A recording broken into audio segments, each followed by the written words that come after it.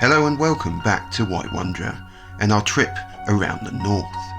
So far we have visited the great city of York, exploring the medieval streets and of course visiting the National Railway Museum. Then in episode 2 we travelled up the East Coast Main Line to Edinburgh, a place ripe with Scottish culture and ancient beauty. Today though, we will be leaving the hustle and bustle of the city behind and taking a tour into the Highlands of Scotland, something we've been wanting to do for many years, and even a lack of sleep wasn't going to dampen our spirits. Welcome to Edinburgh at 7 o'clock in the morning.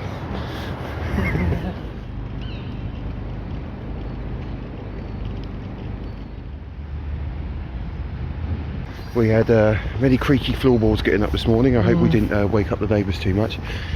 But yeah, we are in Charlotte Square and we're about to catch a coach, hopefully. Oh, grey squirrel there. Always get distracted. But yeah, we are waiting for a coach to take us up to the Highlands, up to Loch Ness and Glencoe. Yeah, and the Highlands. And all hell's broken loose. Great. Luckily, the coach turned up in time for us to make our escape. And as we left Edinburgh behind, we were introduced to our amazing tour guide and coach driver for the day, Scott the Scot, who was not short of historical facts and anecdotes about all things Scottish. Now, Loch Ness itself, round about Loch Ness, both sides are basically very, very steep. So the only way to see the loch properly is simply to go on it. So you have the option of doing a boat cruise when we get to Fort Augustus. Now it's a two-tier catamaran. Upstairs it has a roof but it's open to the elements, which let's face it is pretty optimistic in Scotland. Downstairs is completely enclosed, so it's nice and warm down there. It also has the cheapest bar in Fort Augustus. So in theory it's upstairs for sunshine, downstairs for moonshine. Our excitement grew as we headed west out of the city and the fog-draped countryside of Scotland came into view. It would be a long trip, but well worth the wait, and the scenery would keep us occupied along the way.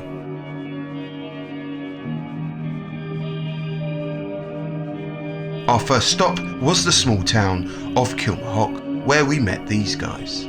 3 beautiful Highland coos eager to say hello. In this wonderful place though, Nell seemed more keen to get a shot of this Scotsman in a kilt. No idea why.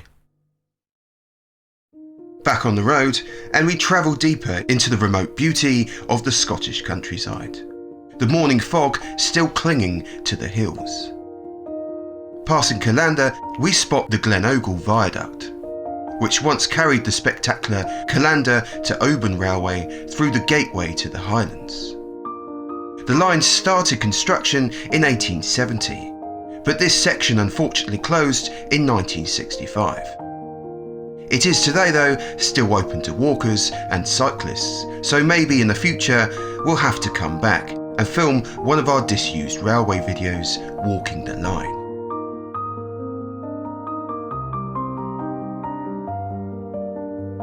Beyond Cranelorrick, we travel alongside another railway, this one still in use. The West Highland Line is often stated as the most picturesque railway in the entire country, and the part between Fort William and Mallig features the Glenfinnan Viaduct, immortalised in the Harry Potter films and still sees a regular tourist steam train service throughout the year. As we entered the Highlands though, it was time for another break from the road. Loch Toga? Toya, something like that. It's just unbelievably gorgeous. It is. Lost for words, really.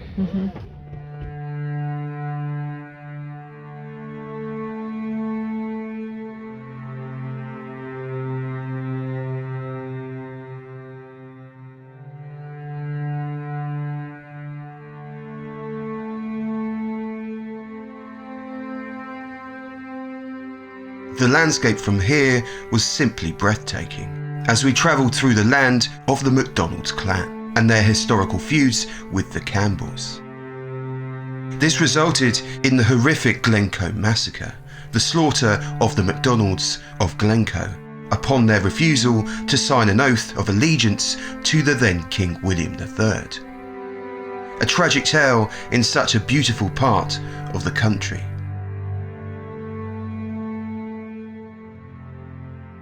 Just stopped to take a quick 10-minute breather at Glencoe, and this is Glencoe. People over there are very lucky to live here. Yeah. No, look at that little house. It's a very cute little house. It's just incredibly beautiful.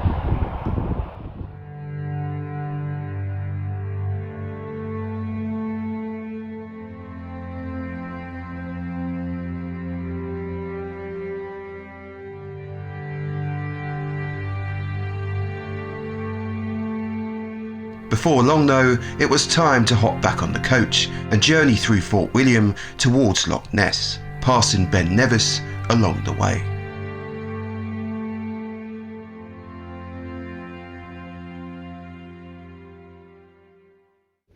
Well, it's just after 2 and we've made it to Fort Augustus, which of course is on the shores of Loch Ness. And we're going to have some chips first, aren't we? Yes. And then we are going to go out on the boat. It's going to take us out and see if we can see Nessie. That wasn't bad actually. That was on a bad Scottish accent. Yours is better. No. I'm usually terrible at Scottish accents. You say it, or is it? Nessie. Nessie. There you go. I can say that.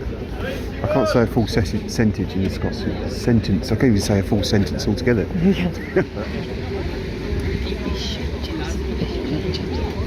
Chips. After possibly the best fish and chips we've had in a very long while, we made our way over the bridge to the ferry, aptly named the Spirit of the Loch Ness. Though upstairs was full by the time we got on, the views downstairs were just as wonderful. And this was more importantly the location of the whiskey bar.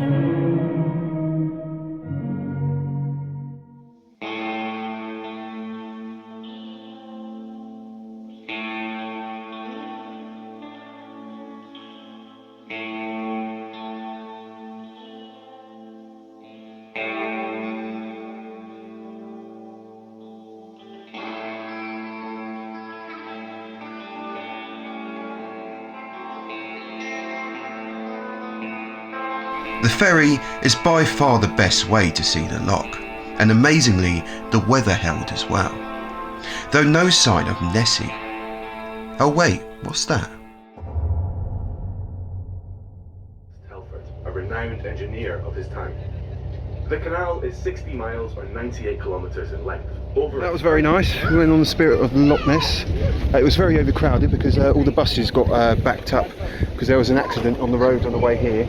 We all got held up, and so everyone got on the last boat. So it was quite overcrowded, but it was very nice. And yes, so we're going to get back on the bus now, on the coach rather. We've got about 7 minutes to get back on it, but we may or may not be drinking whiskey. Before we left, I managed to get a quick shot of the remains of a railway bridge which once traversed the River Oich. There were in fact 2 railway stations in the town, Fort Augustus and Fort Augustus Pier, which we passed earlier. The Invergarry and Fort Augustus Railway opened in 1903 and branched off the West Highland Line, west of Speen Bridge. The railway lasted a mere 43 years in operation, closing in December 1946. Though much of the alignment has now been obliterated by the road, part of the line is still open as a cycle track, and a small section at Invergarry Station has in recent years been reinstated as a small heritage museum. Unfortunately, it is currently closed due to tree felling operations in the area, but they are hoping to reopen in 2025. As we travel back through the lochs, we take a journey break at Commando Memorial in Speen Bridge to take in some more incredible views before getting back on the coach.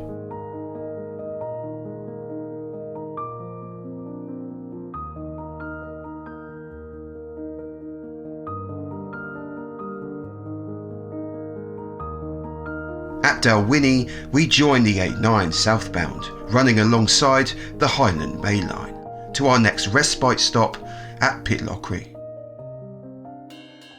At Pitlochry, we came across this marvellous looking railway carriage, used in the latest Mission Impossible movie. It is now a Thai restaurant and has a very European style look to it. As a railway nerd, of course I checked it out on UK PRSL, and it seems to be recorded on there as a BR Standard Mark 1. But I think it looks more like a repainted late era Pullman Mark 1 car, though I could be completely wrong. What do you think? Anyway, whilst our travel buddies piled into the famous Pitlochry whiskey ice cream shop, we decided to head to the pub for a glass of the real stuff. Good choice. Yes, bad choice. I know, and they're still queuing for their ice creams over there. And as we hop back on the coach, we say our farewells to this unforgettable day in the Highlands. We will definitely, though, be coming back.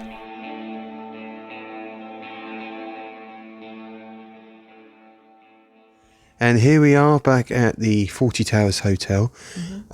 It's been an amazing day.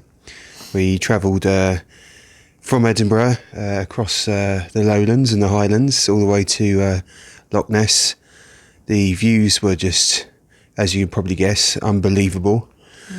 And yeah, our driver was fantastic. The tour guide was the driver, but the company that do it are called Stuart Tours.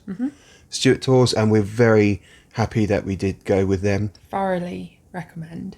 Yes, thoroughly recommend them. Yeah, so if you're thinking of doing one of these tours, we recommend them. We stopped at one point along the way, and there was a couple of other coaches there from different companies, bigger companies. But our tour guide, Scott, was really nice, and he said, well, you can go up to this point, just make sure you don't go up to the house because they get a bit funny about it. Which is fair enough. Yeah, which is fair enough.